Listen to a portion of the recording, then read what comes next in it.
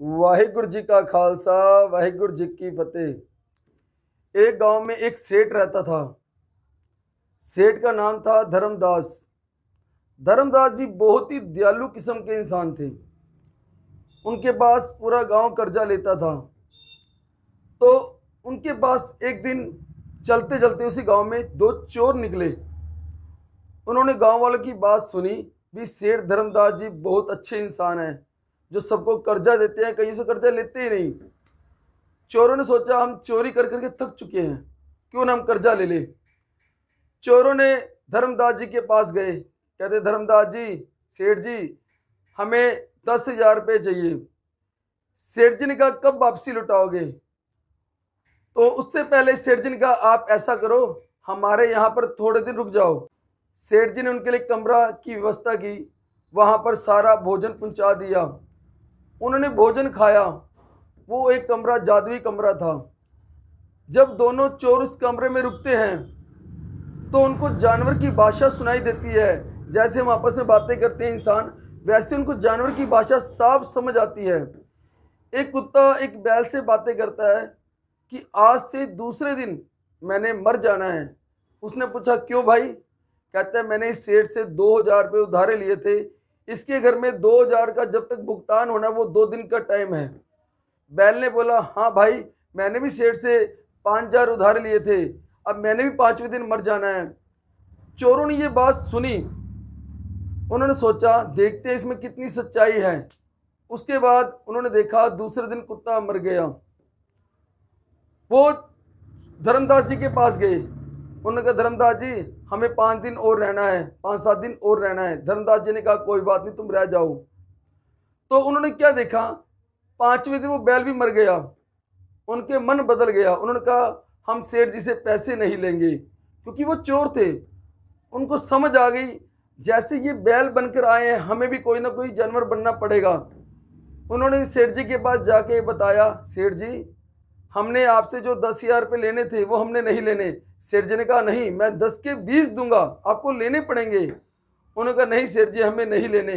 उन्होंने सारी बात बताई, सेठ जी हम चोर हैं, हम आपके पैसे लौटाना नहीं चाहते थे। पर नहीं, सेठ जी खुश हुए। उन्होंने कहा नहीं, मैं आपको 20,000 दूंगा।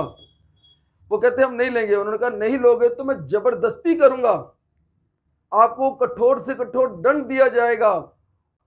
उनके पास कोई चारा नहीं था। उन्होंने क्या किया, मजबूरन वो 20,000 रुपये ले लिए। अब उन्होंने कहा इस पैसे को हम किस काम में लगाएं। उन्होंने सोचा तो बाहरी सेठ जी की एक धर्मशाला थी, उन्होंने वहां पर एक पानी का प्रबंध कर दिया। वो 20 का 20,000 रुपया वहां लगा दिया पानी के ऊपर। उन्होंने कह दिया गांव वालों को भी ये सेठ धर्मदास जी का कुआं है, जो भी यहाँ पानी पिएगा मीठा जल ठंडा जल मिलेगा। जो भी गांव वाला वहां जल पीता उसके बाद 2 लठ मारते।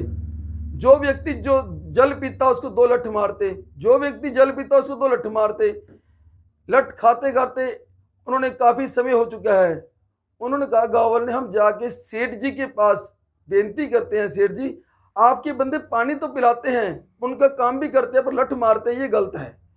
वो गांव वाले सेठ जी के पास गए, सेठ जी आपके जो 2 बंदे रखे हुए हैं सेवादार, वो हमें पानी तो पिलाते हैं पर लठ भी मारते हैं।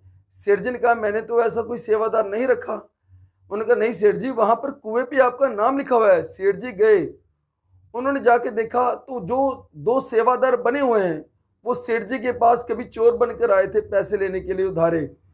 उन्होंने सेठ जी से हाथ जोड़ के कहा सेठ जी, हमने आपसे पैसे नहीं लेने थे, आपने धक्के से हमें पैसे दिए, हमने उस पैसे को इस जगह पर लगाया है पानी के काम पर। अब जो भी आता है हम उसको लठ मारते हैं, पानी भी पिलाते हैं। हम आपसे बेनती करना चाहते हैं सेठ जी, आप हमारा कर्जा माफ़ कर दो। सेठ जी ने उनका व्यवहार देखा तो उनके मन में दया आई।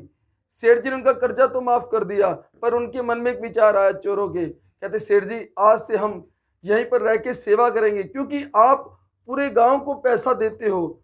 जो आपको दे तब भी ठीक है, ना दे तब भी ठीक है।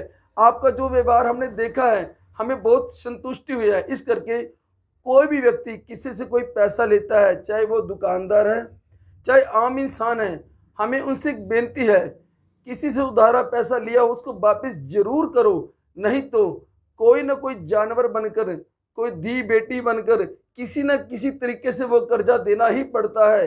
इस करके आप जिससे कोई भी कर्जा लो, आप उसको वो कर्जा वापस लौटा दो। देखो जी, सेठ धर्मदास जी को धर्मदास जी भी कहते थे और धर्मचंद भी कहते थे। जब सेठ जी ने उन दोनों को अपने गले से लगाया और सेठ जी बहुत खुश हुए, उन्होंने कहा आज से तुम यही सेवा करोगे, तुम्हें कोई भी चीज की जरूरत होगी तो सेठ जी ने कहा मैं तुम्हें दूंगा। इसी करके कहते हैं अच्छे काम करो, अच्छे काम करेंगे तो अच्छा नतीजा आएगा, बुरे काम का बुरा नतीजा होता है। इस करके अच्छे काम करो, उस परमात्मा वाहिगुरु का नाम जरूर जपो, उस परमात्मा के नाम के बिना मुक्ति नहीं है, नहीं है। वाहिगुरु जी का खालसा, वाहिगुरु जी की फतेह।